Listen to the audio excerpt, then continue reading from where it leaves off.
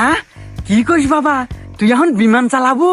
Yes বাবা, আর শুধু তাই না, আমি যদি ঠিকঠাক মতো বিমান চালাতে পারি বাবা, তাইলে লাখ লাখ টাকা ইনকাম, তোমার সব স্বপ্ন পূরণ করে দেব।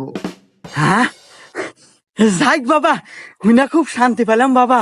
কিন্তু বাবা, প্রবলেম একটা আছে। তুমি তো জানো যে কোনো চাকরি নিতে গেলে টাকা লাগে, কিন্তু আমার এখানে টাকা লাগবে না। আসলে সরকার থেকে বিমান দেয়, কিন্তু তেল তোলার টাকা সবসময় দিতে পারে না। এটা আমাদের মতো পাইলটদেরকে ইনভেস্ট করতে হয় তেল তোলার জন্য। হ্যাঁ বাবা, জানি তো যে বাংলাদেশে যে কোনো চাকরি নিতে গেলে কম বেশি কিছু টাকা লাগে। তা বাবা, তোমার কত লাগবে বাবা?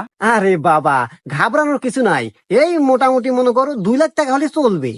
আসলে বাবা, বর্তমান যুগে চাকরি নিতে তো 15-20 লাখ টাকা লাগে। সে আন্দাজে তো 2 লাখ টাকা কমই আছে। কিন্তু তুই তো বাবা আমার অবস্থা বুঝিস, 2 লাখ টাকা আমার কাছে মেলা টেহা, এই মুহূর্তে তো গোছ নাই।